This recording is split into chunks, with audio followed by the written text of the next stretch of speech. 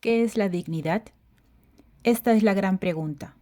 Una palabra que está presente en todas las declaraciones universales, en las constituciones democráticas y que raramente se define.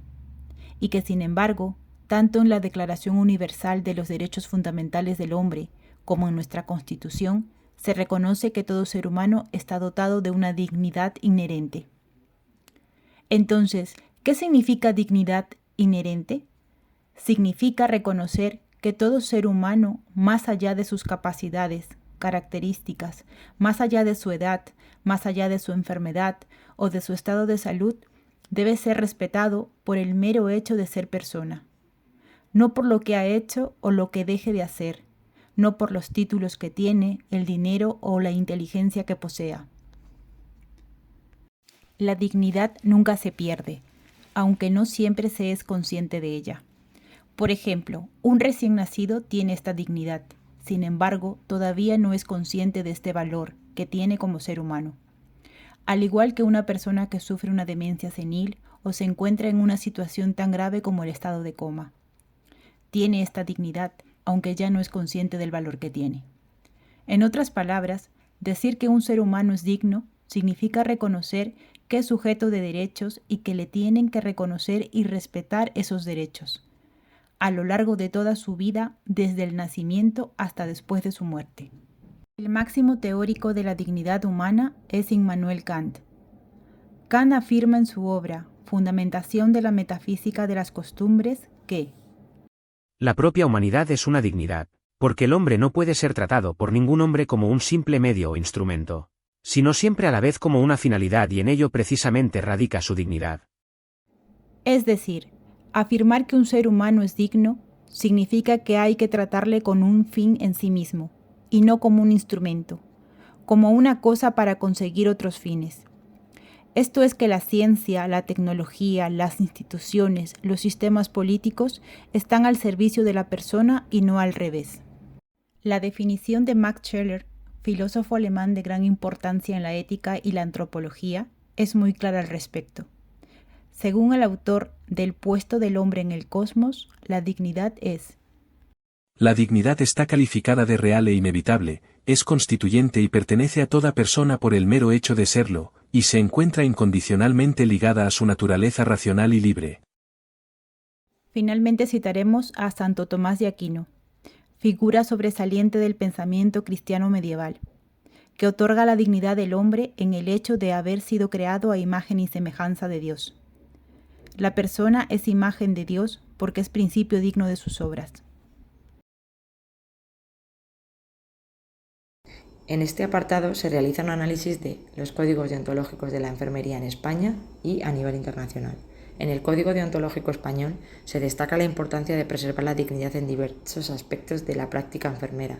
Se menciona específicamente en varios artículos, como en el artículo que habla del deber de tratar a los pacientes con respeto y dignidad, protegerlos de tratos humillantes o degradantes y proporcionar cuidados paliativos que mantengan la dignidad en situaciones de fin de vida.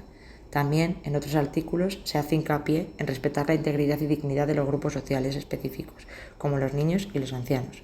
Por otro lado, en el Código Internacional se reconoce el derecho fundamental a la dignidad humana de los pacientes. Para ello, se enfatiza la responsabilidad de la enfermería en protegerla.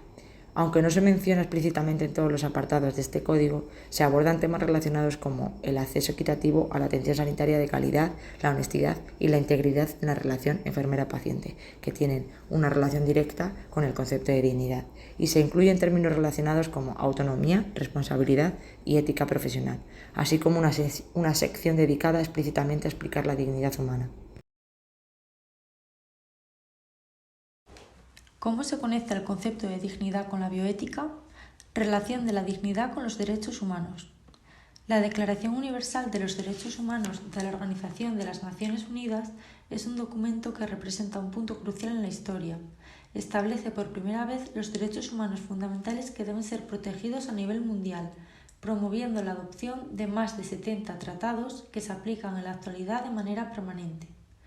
En el artículo 1 se recoge que todos los seres humanos nacen libres e iguales en dignidad y derechos, y dotados como están de razón y conciencia, deben comportarse fraternalmente los unos con los otros. por lo que se puede apreciar que ya hay una gran vinculación entre ambos conceptos. Por un lado, los derechos humanos son una expresión y protección de la dignidad inherente de cada individuo, y por su parte, la dignidad proporciona la base moral para la existencia de los derechos humanos. A su vez, los derechos humanos protegen y promueven la dignidad de las personas. La dignidad humana es la base moral para la existencia de los derechos humanos.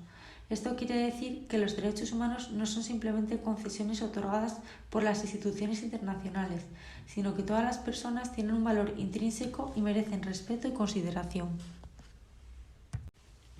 A su vez, los derechos humanos protegen y promueven la dignidad de las personas. Por ejemplo, el derecho a la salud asegura que todas las personas tengan acceso a la atención médica necesaria para mantener su bienestar físico y mental. Por ello, los derechos humanos proporcionan un marco legal y ético para proteger y promover la dignidad humana en todas las áreas de la vida. Relación de la dignidad con los principios de la bioética y la bioética del cuidado. En 1978 se publica el informe Belmont, donde se definen 3 principios éticos básicos, que son respeto por las personas, beneficencia y justicia. Sin embargo, el informe Belmont únicamente hace referencia a cuestiones éticas relacionadas con la investigación clínica, en concreto con la experimentación con seres humanos. En este contexto, otros autores vuelven a definir estos principios básicos en su libro Principios de ética biomédica, en 1979. Es entonces cuando se reformulan con el objetivo de que puedan ser aplicados a la ética asistencial, distinguiendo 4 principios: autonomía, beneficencia, no maleficencia y justicia. Según los autores de esta obra, los 4 principios están al mismo nivel de jerarquía, es decir, tienen el mismo valor a menos que entren en conflicto entre sí. Cuando hay conflicto, el orden de prioridad entre los principios se determina según las circunstancias específicas de cada situación, es decir, según las consideraciones éticas pertinentes.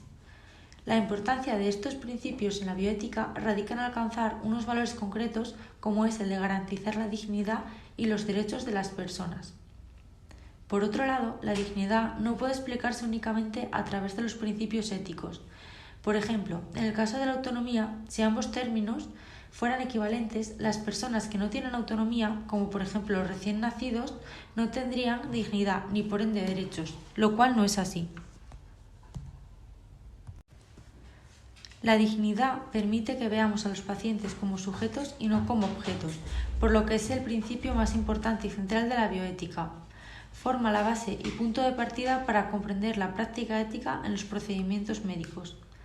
Dado que cada persona tiene un valor intrínseco, este actúa como elemento esencial que subyace a cada decisión en el ámbito clínico. Por ello, sin la dignidad, todos los principios de la bioética, autonomía, beneficencia, no maleficencia y justicia carecerían de sentido. Además, a diferencia de otros valores humanos, que pueden ser entonces relativos y sujetos a excepciones, la dignidad es un valor incondicional.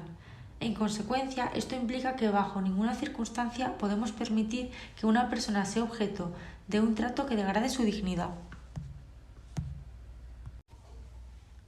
La diferenciación entre ética de mínimos y máximos, según Diego García, implica reconocer que existen niveles diferentes de compromiso ético. En el contexto de la dignidad humana, esto sugiere que hay acciones mínimas que deben cumplirse para respetarla, como la de no maleficencia y la justicia. Sin embargo, también hay acciones que van más allá de lo mínimo y que contribuyen a garantizar la dignidad de manera más completa, como la beneficencia y el respeto a la autonomía y privacidad del paciente. En conclusión, los principios éticos y prácticas relacionadas con la asistencia profesional tienen un impacto directo en la dignidad humana, destacando la importancia de acciones que van más allá del cumplimiento mínimo de deberes profesionales, para asegurar el bienestar y el respeto por las personas.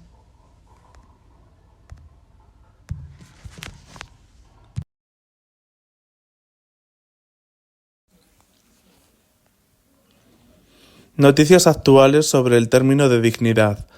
Recuerdo y Dignidad lucha por conseguir justicia para las víctimas del franquismo. El grupo Recuerdo y Dignidad ha presentado una denuncia en el Juzgado de Instrucción número 1 de Soria por los crímenes realizados por el franquismo en el cementerio de Las Casas. La denuncia incluye pruebas documentales que demuestran la magnitud de los crímenes en la segunda fosa más grande de la provincia, respaldadas por hallazgos físicos y munición empleada en los asesinatos y restos humanos con evidentes muestras de violencia. Sudáfrica. Acciones de Israel en Gaza lacera la dignidad humana. Las acciones de Israel en Gaza van en contra de la dignidad humana y cualquier retraso en lograr la solución justa conducirá a un ciclo interminable de violencia, afirmó el jefe del equipo de abogados de Sudáfrica que participa en las sesiones de la Corte Internacional de Justicia, en La Haya. El jefe del equipo de abogados de Sudáfrica que participa en las sesiones de la Corte Internacional de Justicia en La Haya ha declarado que las siguientes acciones de Israel en Gaza violan la dignidad humana. Advierte que cualquier retraso en lograr una solución justa conducirá a un ciclo interminable de violencia. El Papa pide un veto universal de la gestación subrogada dentro de su mensaje sobre paz y dignidad. El Papa Francisco pidió una prohibición universal a la deplorable práctica de la gestación subrogada e incluyó la comercialización del embarazo en un discurso anual que enumera las amenazas para la paz global y la dignidad humana. ¿Cómo morir con dignidad? Los sanitarios se lo explican a Ayuso en una obra de teatro. Mientras en Madrid la presidenta Ayuso continuaba ignorando a los familiares de los fallecidos por COVID en residencias y se había destacado negativamente por su comentario "se iban a morir igual", en Asturias un equipo de sociosanitarios y artistas colaboraba en la creación de una obra teatral que aborda el tema de la muerte con dignidad situándose en el lado correcto de la historia. Dignidad para la agricultura ya. El campo valenciano y español en general enfrentan pérdidas económicas insostenibles, una situación que no es nueva y que ha llevado a manifestaciones y concentraciones de agricultores durante años. En los últimos días se ha revivido una protesta latente ya que los agricultores se encuentran en un punto de quiebre. La crisis de rentabilidad, impulsada por el aumento de los costes de producción, ha provocado el abandono de los campos y la falta de relevo generacional. Esta renuncia conduce a una menor producción y al aumento de los precios de los alimentos para los consumidores. Y tendré que devanarme los sesillos. ¡Eso es maicena! ¡Yo en el clavito! La maicena es buena para templar el deseo. Oh, vamos, Luan, ¿sabes lo que es? ¿Quiere que te digo que no lo sé? Ay, ay, ay. No podría ser más sencillo, Luan. ¿Quieres que se lo enseñe al gato y que el gato te diga lo que es? Porque hasta el gato lo sabría. Lo siento, no soy tan lista como tú. No todos fuimos a la Universidad Gadget. ¡Es dignidad! ¡Dios! ¿No reconoces la dignidad cuando la ves? Kirk, no me escupas. De acuerdo, genio. A ver cómo dibujas tú la dignidad.